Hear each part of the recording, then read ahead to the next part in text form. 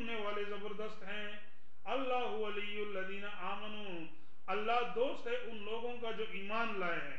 یخرجہم من الظلمات الی النور، ان کو نکالتے ہیں اندھیرے سے روشنی کی طرف. اللہ کریم ایمان والوں کو اندھیرے سے روشنی کی طرف نکالتے ہیں. والذین کفروا اولیاءہم الطاغوت، اور وہ لوگ جو کافر ہیں ان کے دوست ہیں طاغوت. یخرجونہم من النور الی الظلمات، ان کو نکالتے ہیں نور سے اندھیرے کی طرف. اولئک اصحاب النار، یہی لوگ جہنمی، ہم فیہا خالدون، ہمیشہ رہیں گے اس میں. الم تر الی الذی حاج ابراہیم فی ربہ، یہ پیچھے بیان فرمایا تھا کہ اللہ ایمان والوں کا دوست ہے، ان کو اندھیروں سے نور کی طرف لے کر آتے ہیں. اس کی مثال بیان فرماتے ہیں کہ جیسے ابراہیم علیہ السلام، اللہ تبارک و تعالی نے ابراہیم علیہ السلام کو کفر اور شرک کے ماحول سے بچا لیا، ایمان کی طرف اور نور کی طرف لے کر آیا. اور پھر جب نمرود کے ساتھ ان کا مناظرہ ہوا تو پھر اللہ کریم نے ابراہیم علیہ السلام کی رہنمائی کی اور نمرود کی رہنمائی نہیں کی. چنانچہ نمرود شکست کھا گیا، ابراہیم علیہ السلام غالب آ گئے. اس کی مثال بیان فرما رہے ہیں. الم تر الی الذی حاج ابراہیم، کیا تو نہیں دیکھتا اس شخص کو جس نے جھگڑا کیا ابراہیم علیہ السلام کے ساتھ، فی ربہ، اس کے رب کے بارے میں. ان آتاہ اللہ الملک، یہ اس لیے کہ اللہ نے ان کو بادشاہت دی تھی. ابراہیم علیہ السلام کے ساتھ جس نے جھگڑا کیا، اس کے جھگڑنے کی وجہ یہ تھی کہ اللہ نے اس کو حکومت دی تھی. نمرود جھگڑا کیا ہوا. اذ قال ابراہیم، جب کہا ابراہیم نے، ربی الذی یحیی و یمیت، کہ میرا رب وہ ہے جو زندہ کرتا ہے اور موت دیتا ہے. ابراہیم علیہ السلام نے نمرود کو توحید کی دعوت دی، ایک اللہ کی بندگی کی دعوت دی. نمرود نے ابراہیم سے کہا کہ تو اللہ کے توحید پر، اللہ کے وجود پر کوئی دلیل بھی تو پیش کرو، کیا دلیل ہے تمہارے پاس؟ ابراہیم علیہ السلام نے کہا کہ دیکھو میرا رب وہ ذات ہے جو موت دیتا ہے اور حیات دیتا ہے، تو جس کی قبضے میں زندگی اور موت ہے وہی عبادت کے قابل ہے، لہذا تم بھی اسی کی عبادت کرو. اس پر نمرود نے کہا کہ اگر مارنا اور زندگی دینا یہ الوہیت کی دلیل ہے تو میں بھی زندہ کرتا ہوں، میں بھی موت دیتا ہوں، موت اور زندگی تو میرے اختیار میں بھی ہے. نمرود نے یہ دعویٰ کیا کہ زندگی اور موت میرے اختیار میں بھی ہے. کس طرح؟ فوراً نمرود نے اپنے درباری سے کہا کہ جاؤ قید خانے میں، اور جس پر پھانسی کا حکم ہو چکا ہو، موت کا حکم ہو چکا ہو، اس کو لے کر آؤ. چنانچہ قید خانے سے سزائے موت کا ایک قیدی لایا گیا، اور نمرود نے کہا جاؤ اب بازار سے کسی ایک بے گناہ شخص کو بھی لے کر آؤ. ایک بے گناہ شخص بھی لایا گیا. نمرود نے کہا دیکھو یہ شخص مارنے والا ہے، اس پر موت کی سزا واجب ہو چکی ہے، لہذا اس کو میں آزاد کرتا ہوں، چھڑا دیتا ہوں، جاؤ تم مزے کرو. دیکھو اس کو میں نے زندگی دی، اور یہ شخص، اس کا کوئی گناہ نہیں ہے، یہ زندگی کا حقدار ہے، حکم دیا اس کا گردن اڑا دیا جائے، دیکھو اس کو میں نے موت دی.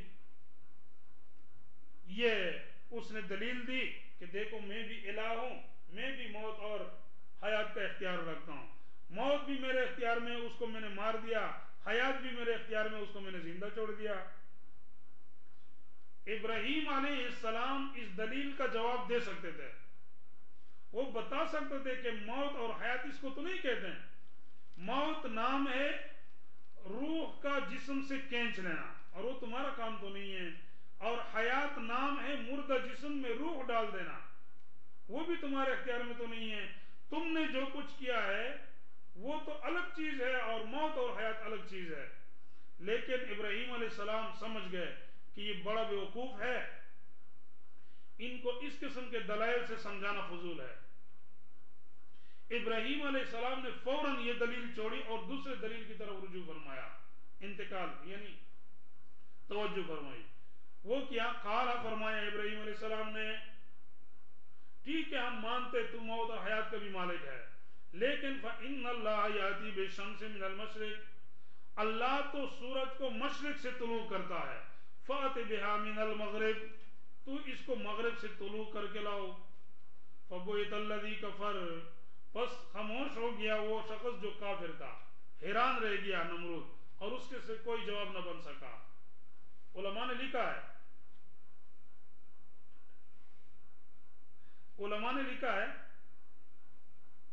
کہ نمرود یہ بھی کہہ سکتا تھا کہ یہ سورج مشرق سے میں طلوع کرتا ہوں، تم اپنے رب سے کہو کہ اس کو مغرب سے طلوع کر دے، لیکن نمرود جانتا تھا کہ اگر میں نے یہ کہا تو فوراً اللہ کریم سورج کو مغرب سے طلوع کر دے گا، اور سورج مغرب سے طلوع ہو جائے تو قیامت برپا ہو جائے گی، اس لیے اس نے یہ بات نہیں کہی۔ دوسری بات یہ کہ اگر وہ یوں کہتا کہ مشرق سے تو سورج میں طلوع کرتا ہوں، تو اس مجلس میں نمرود سے بھی بڑے عمر کے لوگ موجود تھے، وہ ان سے کہتے کہ دیکھو تم پیدا بھی نہیں ہوئے تھے اور یہ سورج مشرق سے طلوع ہوتا تھا، لہذا کس طرح تم یہ دعویٰ کرتے ہو؟ اس لیے نمرود نے یہ دلیل نہیں دی، بلکہ وہ خاموش ہوا اور ان کے پاس کوئی جواب نہ بن سکا۔ فبہت الذی کفر واللہ لا یہدی القوم الظالمین، اور اللہ ہدایت نہیں کرتے، رہنمائی نہیں کرتے قوم ظالم کو۔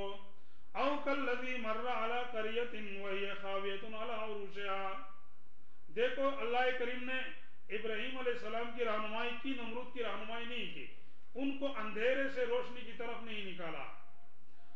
دوسری مثال بیان کر رہے، یا اس شخص کی طرح جس کا گزر ہوا ایک بستی پر، ایک بستی کے پاس سے ان کا گزر ہوا۔ یہ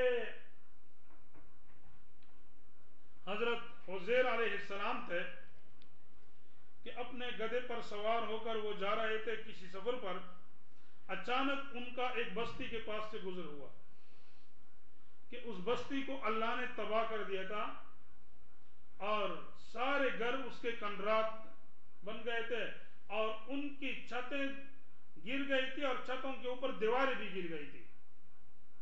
عزیر علیہ السلام نے جب اس بستی کو دیکھا، اس کے دل میں یہ خیال پیدا ہوا، پتہ نہیں اس بستی کو اللہ کریم کس طرح پیدا کریں گے۔ یہ مطلب نہیں تھا کہ عزیر علیہ السلام کو بعث بعد الموت کا یقین نہیں تھا، دوبارہ زندہ کرنے کا یقین نہیں تھا، اس لیے کہ دوبارہ زندہ نہ کرنے کا عقیدہ یہ تو کفر ہے۔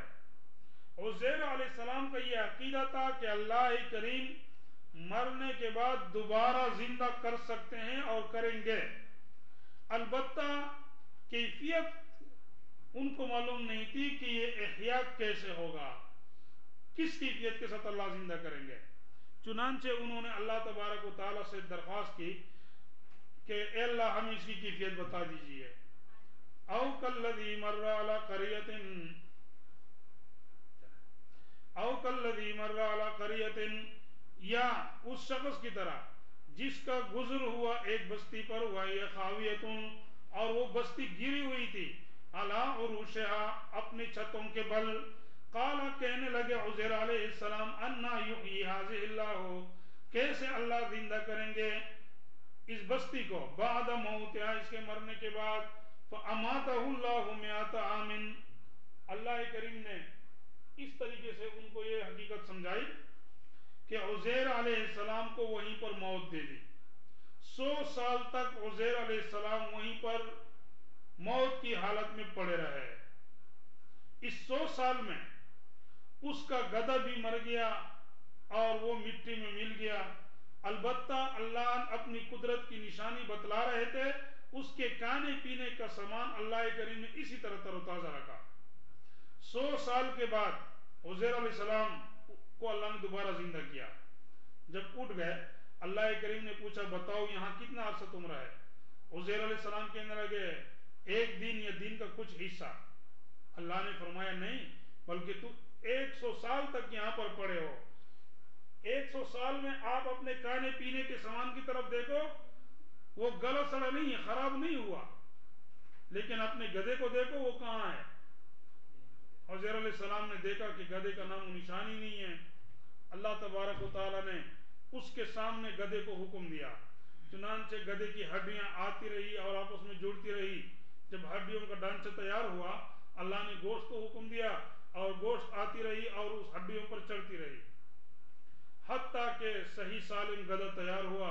اللہ نے اس میں روح ڈال دیا اور گدھا دوبارہ زندہ ہوا۔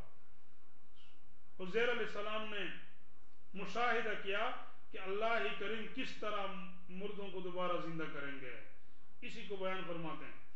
فرمایا فَأَمَاتَهُ اللَّهُ مِائَةَ عَامٍ، اللہ نے موت دے دی ان کو 100 سال تک، ثُمَّ بَعَثَهُ، پھر اللہ نے ان کو دوبارہ زندہ کیا۔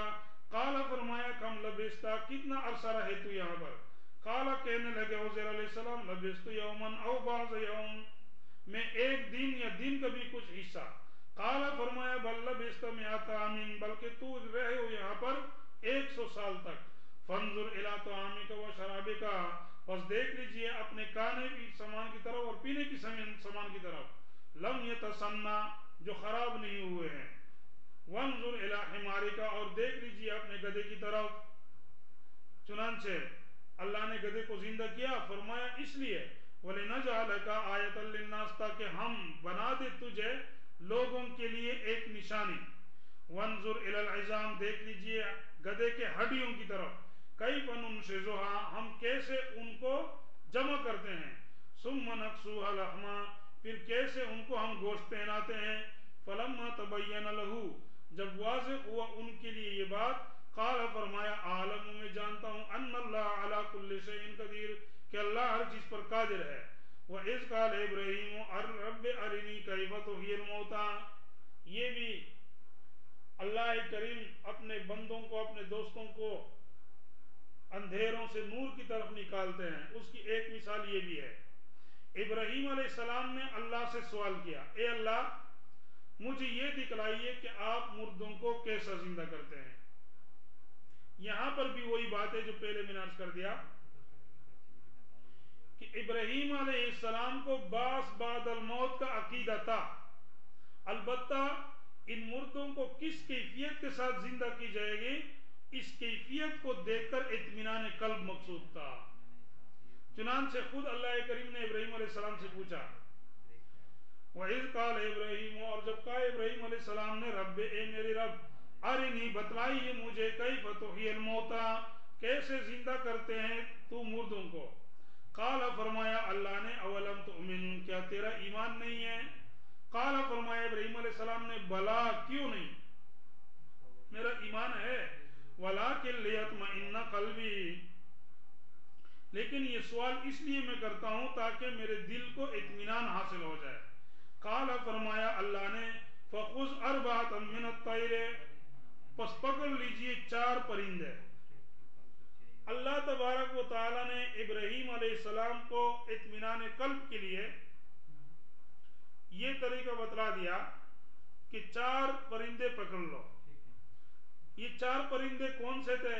قرآن اور حدیث میں ان کی کوئی وضاحت نہیں ہے، کوئی تخصیص نہیں ہے، بس کوئی 4 پرندے تھے جو اللہ نے اس کو حکم دیا کہ اس کو پکڑ لو، اور ان 4 پرندوں کو اپنے پاس پال لو، یہاں تک کہ جب وہ آپ کے پاس خوب آموختہ ہو جائے، عادی بن جائے، تو پھر ان کو ذبح کرو، اور ذبح کرنے کے بعد ان کے ٹکڑے ٹکڑے کر دو، اور پھر وہ ٹکڑے آپس میں ملا لو، اور 4 پہاڑوں پر ان کے اجزاء کو تقسیم کر دو، پھر ایک ایک پرندے کے سر پکڑو اور اس کو آواز دو، چنانچہ ہر پرندے کا گوشت آئے گا اور اس سر کے ساتھ جڑے گا اور پرندہ زندہ ہوگا۔